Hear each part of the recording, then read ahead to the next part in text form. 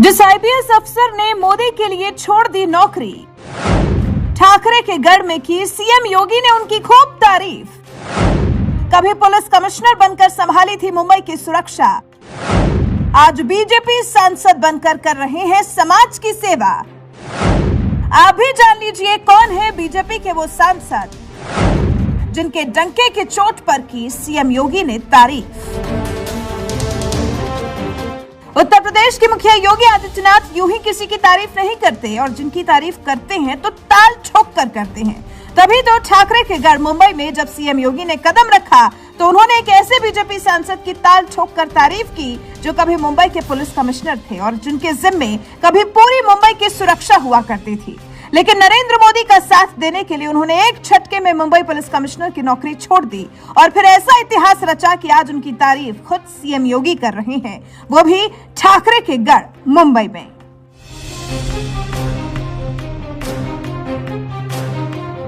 दरअसल उत्तर प्रदेश के लोगों के आर्थिक हालात सुधारने के लिए भगवाधारी सीएम योगी आदित्यनाथ इन दिनों निवेश जुटाने में लगे हुए हैं। इसी सिलसिले में वो बुधवार को भारत की आर्थिक राजधानी कहे जाने वाले शहर मुंबई पहुंचे, जिसे उद्योगपतियों का गढ़ कहा जाता है। इस शहर मुंबई में कदम रखते ही सीएम योगी ने जहां निवेशकों से उत्तर प्रदेश में निवेश करने की अपील की, तो वहीं कभी मुंबई के पुलिस कमिश्नर रहे बीजेपी सांसद सत्यपाल सिंह का भी जिक्र छेड़ दिया और भरे मंच पर उनकी तारीफ करते हुए यहां तक कह दिया कि जब पुलिस की नौकरी छोड़कर आए सत्यपाल सिंह को बीजेपी ने साल 2019 के लोकसभा चुनाव में यूपी की बागपत सीट से टिकट देकर चुनाव लड़ाया तो किसी ने नहीं सोचा था कि वो पश्चिमी यूपी के दिग्गज आरएलडी नेता और देश के पूर्व प्रधानमंत्री चौधरी चरण सिंह के पोते जयंत चौधरी को हराकर चुनाव जीत जाएंगे। लेकिन सीएम योगी को सत्यपाल सिंह पर पूरा भरोसा था कि वो जयंत चौधरी को हराकर चुनाव जीत जाएंगे। और ये भरोसा क्यों था, ये आप खुद सीएम योगी से सुन लीजिए। मैं गया था, मुझे याद है जब लोकसभा चुनाव चल रहे थे, बागपत से आपके मुंबई के पूर्व पुलिस कमिश्नर चुनाव लड़ रहे थे। लोग कहते थे वो जीत नहीं पाएंगे, मैं कहता था जीतेंगे। सारे सर्वे कहते थे हार जाएंगे, मैं कहता था जीतेंगे। लोग कहते थे क्यों, मैं कहता था बागपत के हर गांव से यूपी पुलिस में कोई ना कोई नौजवान भर्ती हुआ है। और आप देखना,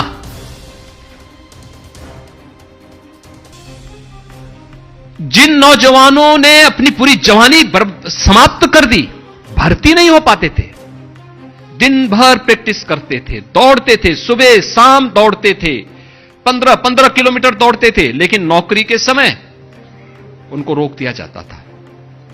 आज बिना सिफारिश के आज उत्तर प्रदेश सरकार की कोई भर्ती निकलती है, मुझे भी नहीं पता कि कौन कर रहा, कौन इस एजेंसी इसको कराएगी, किसका कहां सेंटर पड़ रहा है, किसका सिलेक्शन हो रहा है। जब सबका सिलेक्शन हो जाता है तो मैं नियुक्ति पत्र के लिए जरूर कुछ नौजवानों को बुलाता हूं और उनसे पूछता हूं कि भाई मुझे बताओ कि आपसे किसी ने कोई बात तो नहीं हुई कहीं भी किसी भी स्तर पर। तो सब बातचीत के दौरान ही पता लग जाता है, बॉडी लैंग्वेज से पता लग जाता है कि इनका स्तर क्या है। तो उसके बाद फिर मैं नियुक्ति पत्र के बाद उनकी पोस्टिंग कहां होनी है यह भी मुझे भी नहीं पता है। ये सब ऑटो मोड पर अपने आप होता है, अपनी उससे चलता, सारी चीजें ऑनलाइन है, किसी कभी कोई मानवीय हस्तक्षेप है ही नहीं। ये प्रक्रिया, और उस प्रक्रिया को अपनाने के बाद जब मैं बागपत में जाता था उससे पहले भी कि तो मैंने देखा एक गांव में, अब आश्चर्य करेंगे, यूपी पुलिस में 27 नौजवान भर्ती हुए थे। तो क्या वहां से हमारा प्रत्याशी हार जाएगा? कभी नहीं। और हम डंके की चोट पर वहां चुनाव जीते थे, सारे सर्वे फेल, हम चुनाव जीते थे। क्योंकि अगर पब्लिक ने हम पे विश्वास व्यक्त किया है तो हमारे विश्वास को भी वे नजरअंदाज नहीं करेंगे, और यह हुआ था। सीएम योगी आदित्यनाथ ने इस भाषण में बीजेपी सांसद सत्यपाल सिंह का नाम तो नहीं लिया, लेकिन जिस बागपत लोकसभा सीट का वो जिक्र कर रहे थे, उस बागपत सीट से फिलहाल मुंबई के पूर्व पुलिस कमिश्नर सत्यपाल सिंह ही बीजेपी सांसद हैं और इस सीट से वो लगातार दूसरी बार सांसद चुने गए हैं। पूर्व पीएम के बेटे और पोते को हराया, साल 2014 के लोकसभा चुनाव में सत्यपाल सिंह ने आरएलडी के तत्कालीन अध्यक्ष चौधरी अजीत सिंह को चुनाव हराया था और 4,23,475 वोट हासिल कर जीत दर्ज की थी, जबकि अजीत सिंह को महज 1,99,516 वोट मिले थे। साल 2019 के लोकसभा चुनाव में अजीत सिंह के बेटे जयंत चौधरी ने चुनाव लड़ा, लेकिन सत्यपाल सिंह ने उन्हें भी हरा दिया और इस बार 5,25,789 वोट हासिल कर जीत दर्ज की, जबकि जयंत चौधरी को 5,02,087 वोट मिले, क्योंकि आरएलडी से गठबंधन की वजह से सपा बसपा दोनों ने इस सीट से उम्मीदवार नहीं उतारा था। पश्चिमी यूपी को आरएलडी का गढ़ माना जाता रहा है, क्योंकि पश्चिमी यूपी से ही कभी देश के पूर्व प्रधानमंत्री चौधरी चरण सिंह किसानों के हक के लिए आवाज उठाया करते थे, जिनकी जयंती पर आज भी हर साल 23 दिसंबर के दिन राष्ट्रीय किसान दिवस मनाया जाता है। लेकिन समय का पहिया ऐसा घूमा कि मोदी लहर में बीजेपी नेता सत्यपाल सिंह ने साल 2014 के लोकसभा चुनाव में बागपत की सीट पर जहां चौधरी चरण सिंह के बेटे चौधरी अजीत सिंह को चुनाव हराया और फिर 2019 के लोकसभा चुनाव में उनके पोते जयंत चौधरी को भी करारी शिकस्त दी। यही वजह है कि ऐतिहासिक जीत हासिल करने वाले सत्यपाल सिंह की तारीफ आज खुद सीएम योगी मुंबई की धरती पर कर रहे हैं, जहां कभी सत्यपाल सिंह पुलिस कमिश्नर के तौर पर अपनी जिम्मेदारी निभाया करते थे।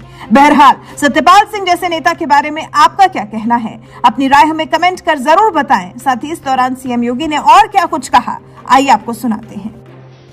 उत्तर प्रदेश के अंदर इस दौरान बहुत सारे परिवर्तन हुए। आपने देखा होगा इंफ्रास्ट्रक्चर डेवलपमेंट के लिए भी एक बेहतरीन कार्य हुआ, हर एक स्तर पर। हर एक हमने प्रदेश के अंदर, इससे पहले एक कहावत थी 17 के पहले उत्तर प्रदेश के बारे में कि जहां से अगर आप सड़क मार्ग से चलो, सड़कों पे गड्ढे दिखने लग जाएं या सायंकाल अंधेरा हो जाए, मान के चलो उत्तर प्रदेश की सीमा प्रारंभ हो गई। आज इंटर स्टेट कनेक्टिविटी 4 लाइन से जुड़ चुकी है। नेपाल से हो, बिहार से, झारखंड से, छत्तीसगढ़ से, मध्य प्रदेश, राजस्थान, हरियाणा, उत्तराखंड या दिल्ली, 4 लेन की कनेक्टिविटी के साथ हम जुड़े हुए हैं। एक्सप्रेस हाईवे प्रदेश की राजधानी लखनऊ का पूर्वी छोर से जोड़ने के लिए, बुंदेलखंड एक्सप्रेसवे को प्रदेश की राजधानी से जोड़ने के लिए, देश की राजधानी को प्रदेश की राजधानी से जोड़ने के लिए, पश्चिमी उत्तर प्रदेश को पूर्वी उत्तर प्रदेश से जोड़ने के लिए गंगा एक्सप्रेसवे पर कार्य हो रहा है। ये इंफ्रास्ट्रक्चर डेवलपमेंट के जो कार्य हुए हैं, गांवों की कनेक्टिविटी को, जनपदों की कनेक्टिविटी को जिस प्रतिबद्धता के साथ आगे बढ़ाने का कार्य हो रहा है, ये सभी उत्तर प्रदेश के अंदर आपने पिछले कुछ वर्षों के अंदर परिवर्तित होते हुए देखा होगा। एयर कनेक्टिविटी, मुझे याद है 2017 के पहले गोरखपुर में एक फ्लाइट जाती थी दिल्ली से, और वह भी कभी कभी जाती थी। मुझे जब संसद सत्र में आना होता था दिल्ली, तो पहले 4 घंटे मुझे गोरखपुर से लखनऊ जाने में लगते थे, फिर गोरखपुर से दिल्ली आता था।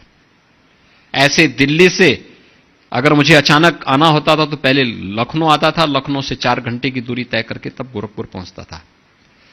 आज गोरखपुर से न केवल दिल्ली के लिए, मुंबई के लिए, कोलकाता के लिए, बेंगलुरु के लिए, हैदराबाद के लिए, अहमदाबाद के लिए, प्रयागराज के लिए 14 फ्लाइट गोरखपुर से चल रही हैं और 9 एयरपोर्ट आज के दिन पर हमारे पूरी तरह क्रियाशील हैं।